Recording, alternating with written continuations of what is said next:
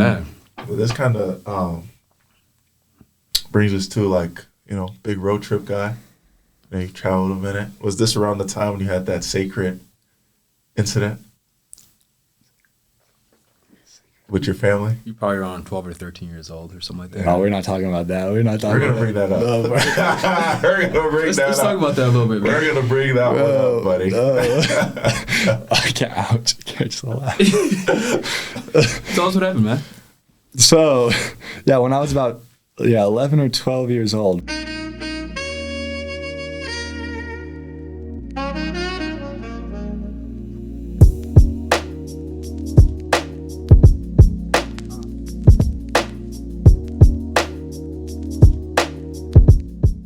The boys are back, but once again, this podcast is brought to us by CoinLead. CoinLead's the next level company that's connecting brands with student athletes through NIL. So everyone go do me a favor and check them out. Welcome to episode 4 of the Dribble podcast. Booth and I are joined today by a former high school state champion here in Utah, a 3-year starter for the running Utes, the man in the middle himself, Branden Carlson. How you doing, man? Good. How are you guys? Doing well, man. Can't complain. Man. Good. It's better that feel better that you're joining us today. Oh, yeah? Well, as I mentioned, big basketball guy. What started your love for basketball? I mean, I just always been playing since a young age. My dad was my coach from little leagues growing up until about middle school, and so I just always played every season, and I just continued to love it each year. You also got a pretty, your dad's pretty tall too. Was he the same position as you? Or? Yeah, my dad is 6'8", and he played at Butte College in California, and then at Chico State. Mm-hmm. So just some smaller schools, but yeah. So I think I got my love from basketball obviously from my dad, and he was my coach obviously, as I said. So. Okay. And knowing you, man, you're pretty athletic, man. You can jump and all that stuff. A lot of people don't also know being a 7-footer, you can do backflips.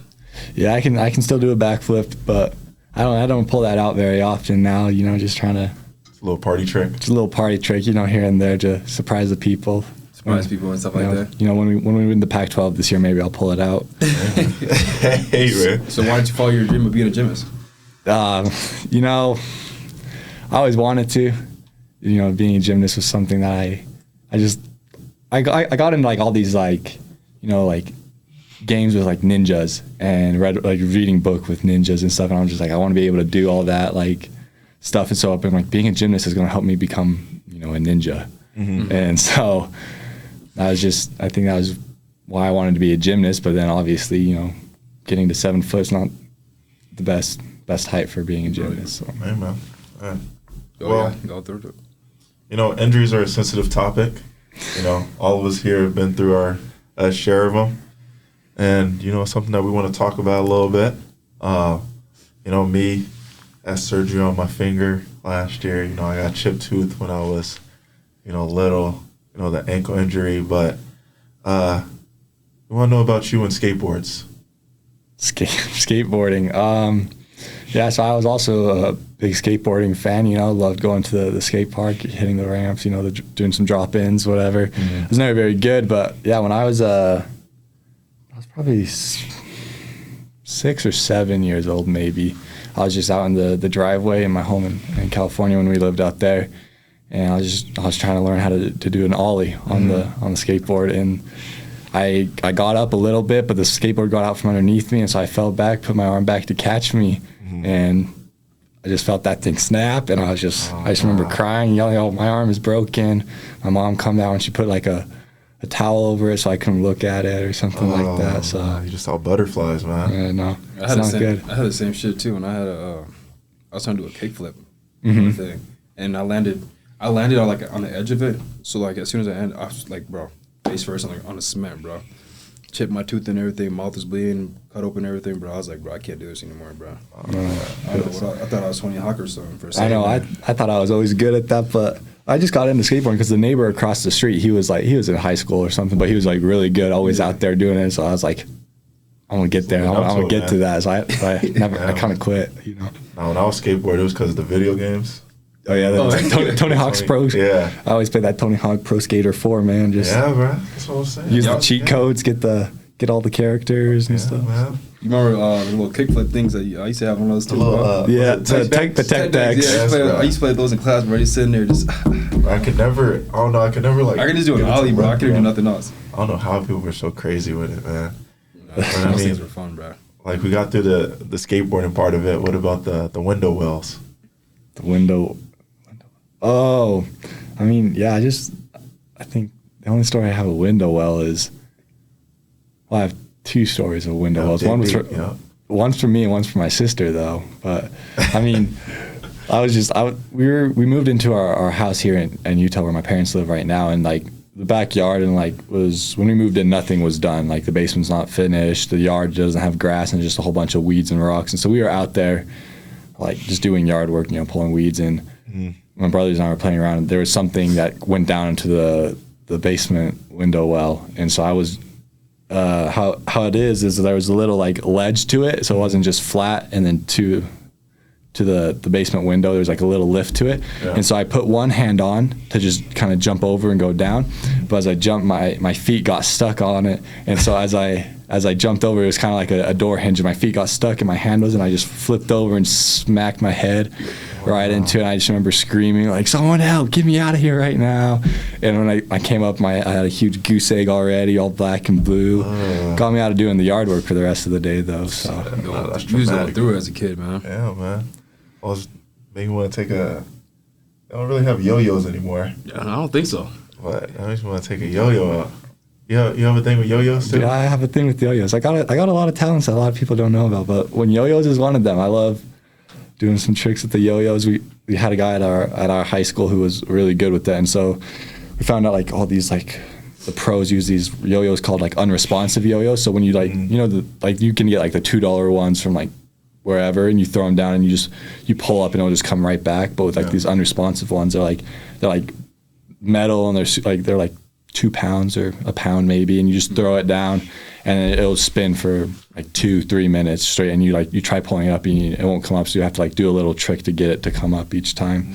So I got one Christmas I just got a yo-yo and a yo-yo trick book and learned a few things on that. You whacked yourself a few times? I whacked myself a few times with that. Live and you learn. Yeah, you live and you learn, man. Well, you say you got a bunch of talents. We're starting to figure out, you got YouTube videos of you doing some parkour going on. What's up with that, man? Yeah, man. Me and my friends in elementary school, we called ourselves the 3-in-1 Dummies. I've tried finding those YouTube videos, but I can't find them anymore. We got you after the podcast. You got me? You found them?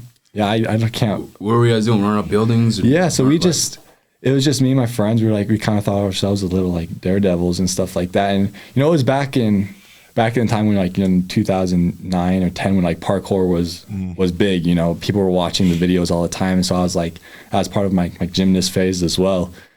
And so I learned how to do like running up the wall and doing a backflip off that, and doing some like just other flips off things and stuff, and just trying other things. And so yeah, me and my friends, like over the course of a year or two, we took a lot of videos and some good clips and some other fails as well, and just trying to do tricks. And some of them are pretty cringe when I remember thinking about those videos. But yeah, we had that little video going on. No, we for sure got to find those videos, bro. Yeah, because I'm really interested in watching them. No, I found them for a while, and then I think I tried looking maybe just like actually like 5 months ago or something like that. And I couldn't find them. Like I don't know where they're at now. Maybe they're like you know how the soundtracks be in the background? Oh yeah. When it be like so dramatic, but like intense.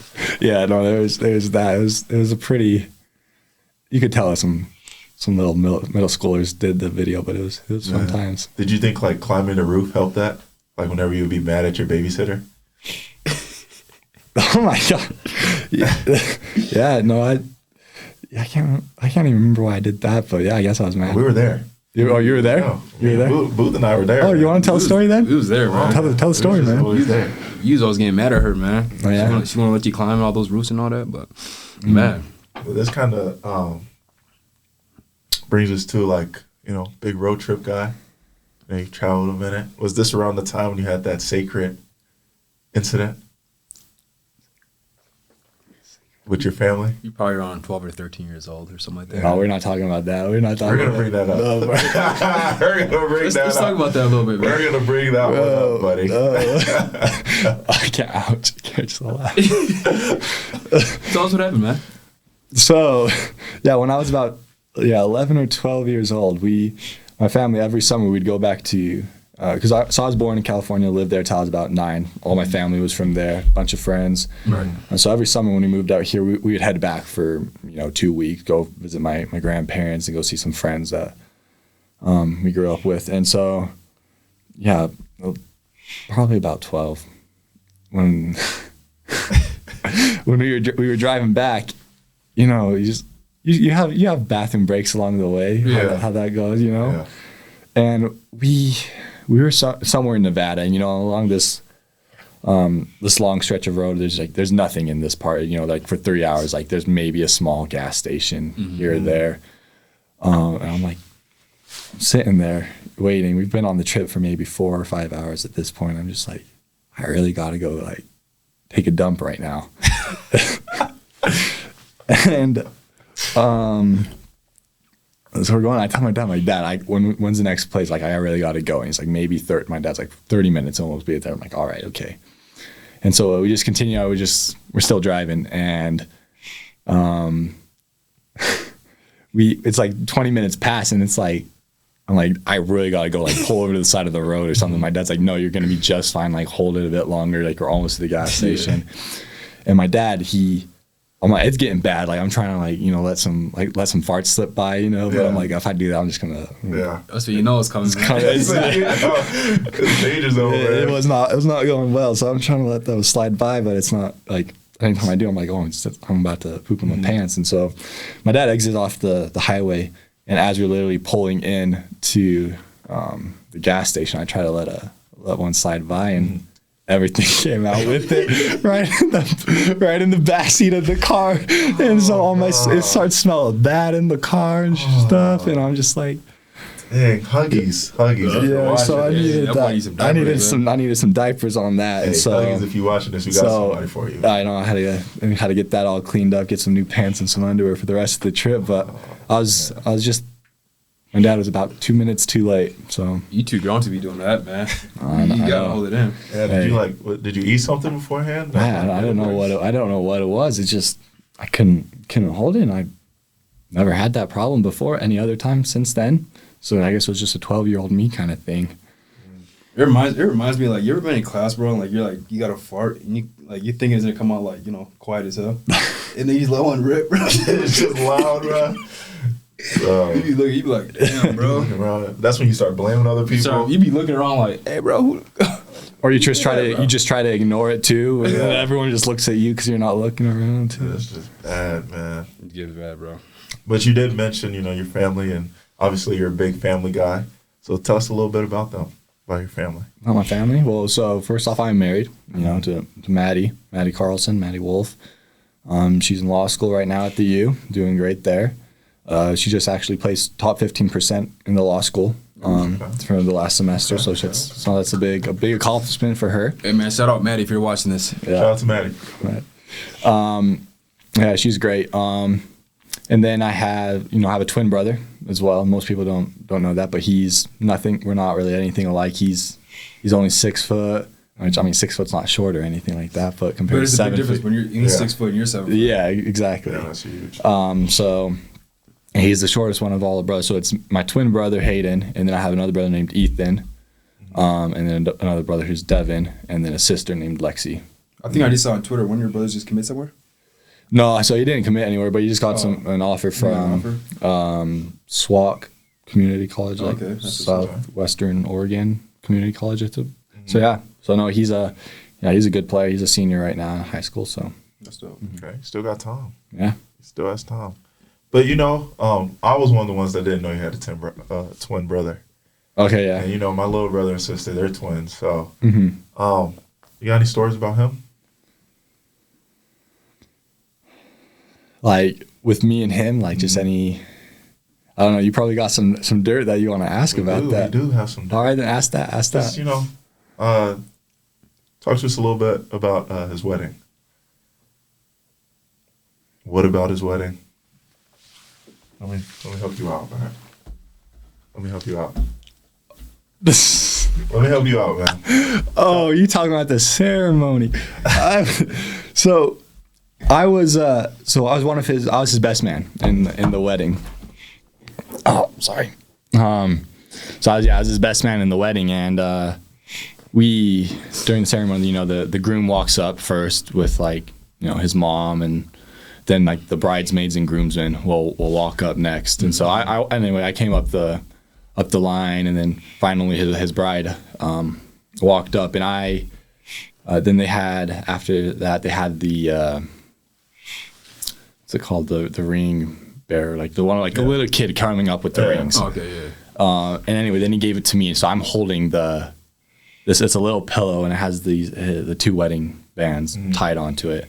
And so I'm holding it, and then it's time for the ring part of the ceremony. So I hand the pillow to my dad, who's the I don't know what it's called, the officiator or something like that, the one who's marrying them. Okay. And so I hand it to them. They take off their rings, and just as I don't know why you want to know this, but they just hand the pillow back, and as it's being filmed, I don't know what kind of went through my mind, but the pillow just got fumbled in the being handed back, and so it fell on the ground. And I just went trying to just trying to get that's when your powers are gonna I was like, hopefully this is the time right now. It's just a thing I've always done when something just dropped or that's out of reach. I just go like that, hoping it kicks in, But so I just did that out of just instinct. I don't know if it was because of standing in front of all these people, but so yeah, it's on my sibling's wedding video of me going trying to pick up the wedding pillow. So Spider-Man's your favorite superhero? Yeah, I'd say Spider-Man is probably my favorite. I was always a big Spider-Man or Batman fan growing up. So check this out. Yeah, so that's funny. I couldn't even think of that off the top of my head. I said, Booth and I were there. Booth and you were there, just in the back. There, bro. We're always there. Tell you. Dang. But you're from Utah.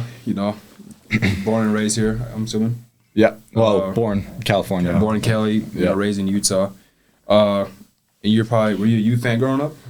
No, so I actually grew up, my family and everything, we grew up BYU fans. Yeah. So.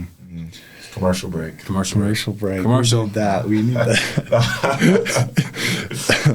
No, so yeah, we grew up BYU fans, and I always, when I was, in just playing basketball in middle school and stuff, you always talk about, I want to play basketball at, my favorite college or whatever. And I remember always saying, if I get an offer from BYU, I'm going and I'm playing basketball at BYU, because during the time, when BYU is it was the Jimmer Fredette area, and then Tyler Haws, some BYU legends. You're just I want to go. Shut the freak up. You gotta know about that one. Don't freaking touch me. And so, I just wanted to play for them. But then when I actually started getting recruited in end of my junior year in high school, it just came down to I kind of was deciding between BYU, Utah, Stanford, and UCLA. Mm-hmm. And it just, in the end, it just didn't feel right to me. I had one of my high school teammates, Yoli Childs, there at BYU, and he was my host on the visit. I love that guy. He's a good friend. But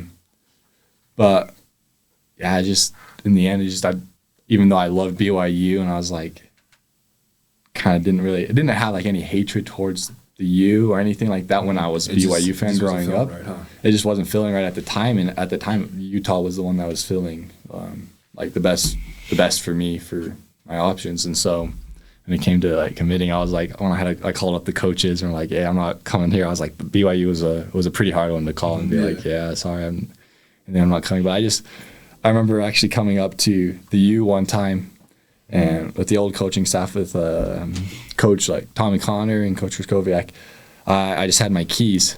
And I just came to play pickup with the team one time, but on my keys was it was a custom BYU like house key. Yeah. And they're like, how you feeling about the? I'm like, oh, I love it here. You know, you guys, I love the coaching staff, I love the team. And I'm like, oh, I just love what you guys have going here. Mm-hmm. And he's like, oh, that BYU key doesn't make me feel too comfortable though. And I was like, oh. That you was about to leave on the spot. I was about to commit to BYU on the spot. But. Man, that's crazy. I never knew that, man. Or did we? Or did you? But talk about the mission you went on. Yeah, so I served a 2-year mission for my church in Manchester, England. Okay. And, you know, it was a great 2 years. I left pretty much like just a few weeks right out of high school. I turned 18, and 5 days later, I was flying out to England. Gone. And, you know, it was great. I have a ton of friends that, you know, I still keep in contact with there. You know, it was a great experience just to like serve people, you know, share a message about Jesus Christ and whatever. But, you know, there's an ups and downs on that thing. You know, you're missing your family. You know, some days you're not in the mood to go out and to talk to random strangers and stuff. But, you know, overall it was a great experience, and I just loved every second of it. Okay. What about the stalker you had? Oh, yeah. So my first. Was it? We were there, man. First of all, was it a female or was it a guy? It was a female. Okay. So it was a female. So in one of my areas, there was just this lady who was a part of our church, and she was recently baptized into the church, and so we were. After you're baptized, you're taught like some lessons still, like so as a mission, you go and you teach them lessons and just ask them if they want to be baptized, and she decided yes, like she felt like it was right, felt the Spirit and everything, and so I wasn't a part of that, but then later we were like just still teaching her these lessons, like again, like just going over, making sure she like remembers and stuff, and so we were spending quite a bit of time, like probably 2 or 3 days, like with her a week, like an hour to 2 hours, just teaching these lessons. Yeah.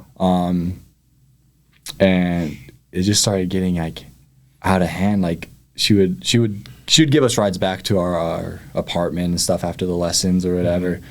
And just always like we'd go into the town center and we'd do like street displays. So we just put up like just a table and put some like Book of Mormons on there and some pamphlets or whatever, and you just try and talk to people for the day. And she would just show up there randomly and then just sit and talk with me like the whole time. Like, I gotta go try to talk to these other people. Like, I'll see you like later tonight when we teach the lesson or whatever.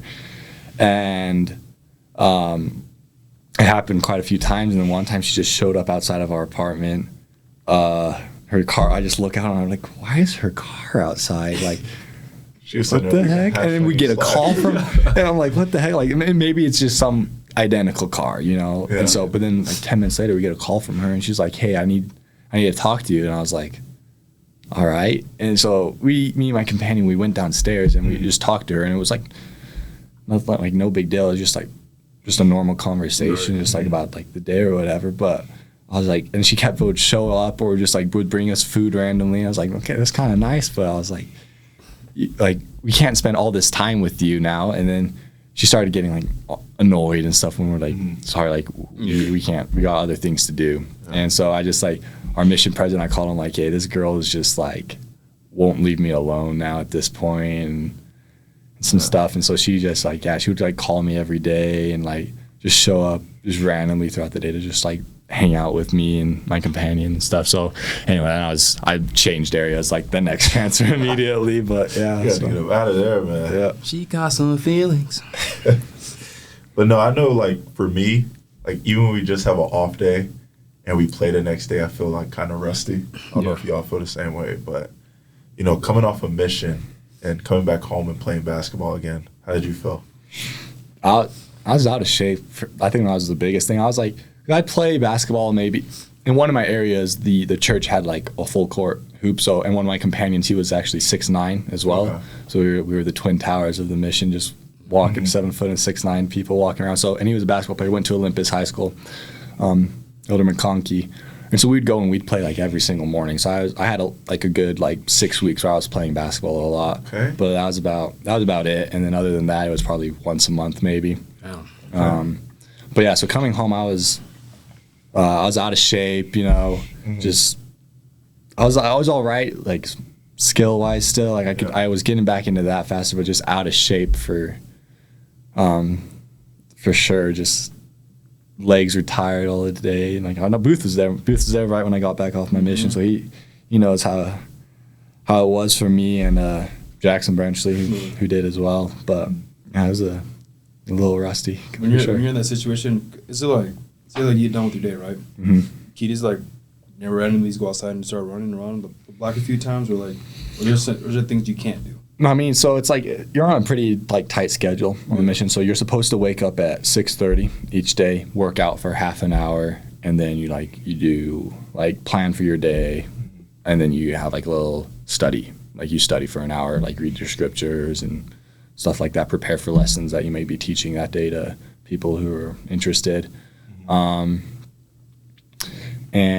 then there's like, and throughout the day you have like you're supposed to have a 30-hour lunch and an hour dinner. And then you're supposed to be back in your apartment by 9 o'clock each night. And so not really supposed to do anything after that. But I mean, so I wouldn't really when I'd get home some nights after 9, like if I didn't have anything to do, like any calls to make or something like that, I'd just do a workout at home. Okay. Just with like the small weights we had around our body weight stuff. But in the mornings, I'd usually wake up especially when we had the basketball gym at that one church, I'd wake up at 6 so I could go get like shots up for like 45 minutes to an hour before we had to go back and start getting ready. So, okay. You on that prison workout, man? How can us do push-ups and shit? How close was the church to your apartment? So that area it was nice. It was like a 3-minute walk. So I just walked down the street and we were there. So some areas it was like a 15-minute drive. That one was nice. I was just right down the street. So. I know you wasn't walking with them shoes you got on. Well, you got some Jordan 1s on? I got the Jordan 1s on, but no, I wasn't walking with these. I was walking with some Echoes. Some Echoes? Some black Echoes. They were just thick-soled church shoes that are really comfy to walk in. So for walking 6 miles a day. I see your shoe game's trying to come up a little bit, man. A little bit. I see you, man. Trying to get a little drip, huh? A little drip, The wife trying to style me out right now. Yeah, okay. Nice little fit. What you think about the pregame fits you be pulling on, man? I see you got some swag and stuff like that, man. I come out every once in a while. Marco's the one who comes out every day with some shades on. This man, he over here, he takes it to a whole nother level. All the shoe plugs. Hey, this podcast not about me. It's about Branden Carlson today. He got some drip too, man. I be seeing it, man. Every once in a while, I think I was always just more of a sweats and hoodie guy, just what's comfy. But then started dating Maddie, and then she's like, this isn't gonna fly. Yeah. So she started getting me some clothes, and I'm starting to like style now. But what are your favorite styles? Like you like wearing like Jordans and jeans and stuff like that? Like what's your go-to? Yeah, I mean, my go-to now, just like if it's more of a casual kind of thing, I probably just put on jeans, Jordans, a hoodie, and a flannel over it. Just something simple like that. Nothing special. It must be hard too, especially being 7 foot, trying to find like certain outfits and stuff like that. It definitely is. I mean, just all my pants I order online. Yeah. Can't get any. Same with shoes. Like unless you go to Ross and find them like the size 20 at Ross or whatever. But it's just most things online these days. Yeah, because I know whenever I order online, I'd be so scared, bro. I'd be scared. I just got these sweats, bro, and they don't go by like your length and all this. It's always extra large, there's larges and stuff like that. Yeah. And one time I got a large, and I was like, okay, these probably fit. I get these Jordans, bro. They're halfway down my calf, bro. I'm like, bro. And they're $35, bro. I'm like, bro, I can't do this. Got you ready for a flood, man. That's what I'm saying, bro. It's like, wow.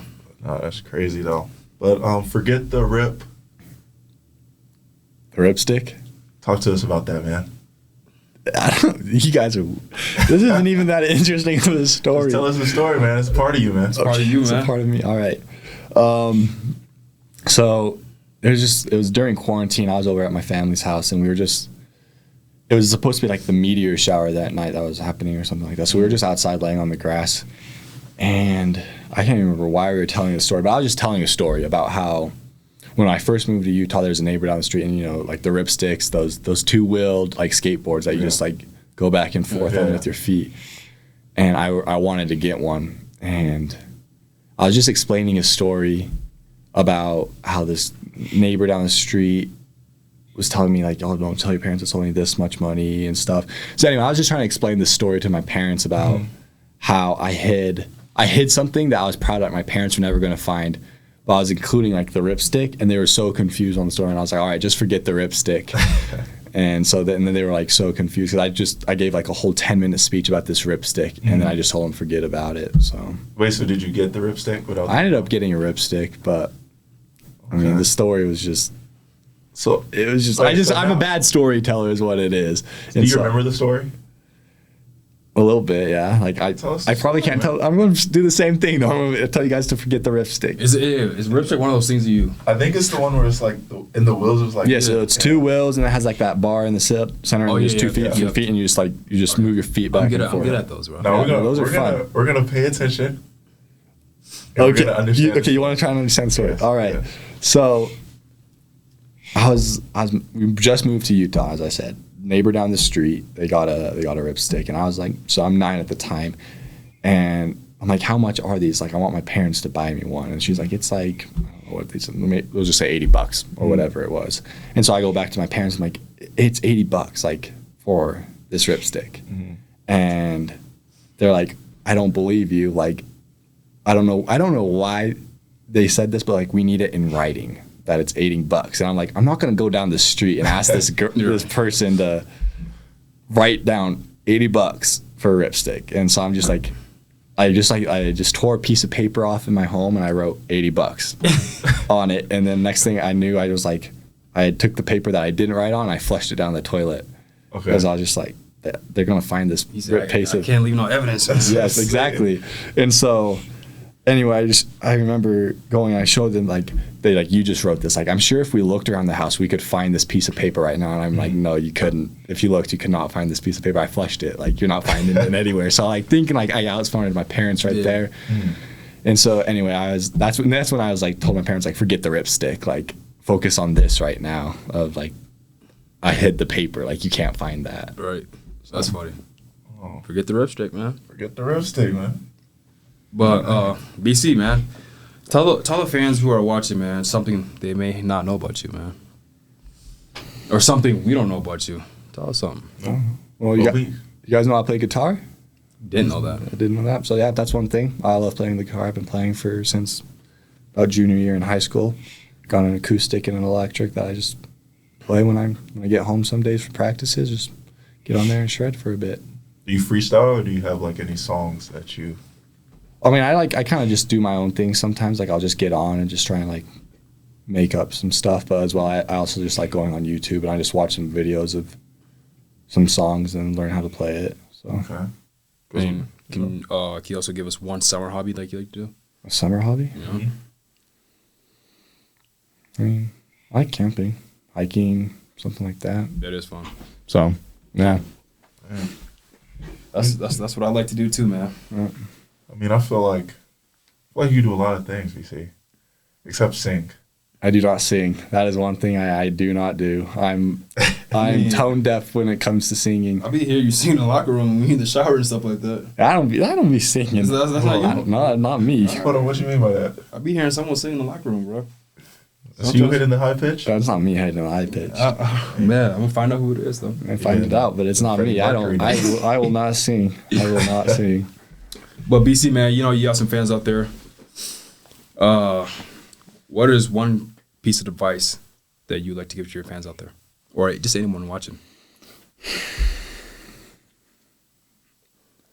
I mean, I think one thing, just all the recent events that have been happening, to me the past, a few months. I think a lot of people already know is just take each day as it comes. I think that's the biggest thing I've just been learning right now is just be in the moment. You got to be in the moment. Be in the moment, we got to worry about the now. Worry about the now. Because in the moment, man. You don't know what's going to happen. Just if you worry about, it's what is it, like 3:30 right now? Or what I'm going to have for dinner? But like right now, I got to worry about this podcast. Right. Got to worry about having a good podcast right now. Exactly. And then after that, I can't worry about that right now. I got to worry about the podcast. So just got to be in the now. Got to worry about that. No, I like that. I like it too, man. But thank you again to Coin League for giving us the opportunity to host, this podcast. And thank you, BC, for joining us today. We hope those that tuned in genuinely, enjoyed this content, don't be afraid to reshare, like, subscribe, all the above. We love it. And that's episode 4 of the 3 Dribble podcast. Let's get it, man. Appreciate you, B. Yeah, appreciate you guys. This episode is brought to you by Rookery Studios, Utah's premier done-for-you podcast studio, where we make your voice easy to share. Starting a podcast from scratch can be a big investment. The money required to put into good equipment, the skills needed for editing, and the overall time commitment. These and other reasons are the cause that many other people don't ever start their podcasts. Here at Rookery Studios, we thought it was time to help make podcasting easy and accessible to everybody. We take care of everything by providing the highest quality audio and video equipment, do all of the recording, editing, and even posting to the platforms that you want your podcast to be on, whether that be Apple Podcasts, Spotify, YouTube, or any others. All you have to do is come into the studio at your scheduled time and everything else is handled for you. If you're in Utah and you're looking to start your podcast but don't know how, or if you're just tired of the hassle doing it all yourself, come check out the studio. Your first episode is on us. You can learn more about Rookery Studios on our website at rookerystudio.com or by messaging us on Instagram at Rookery Studios.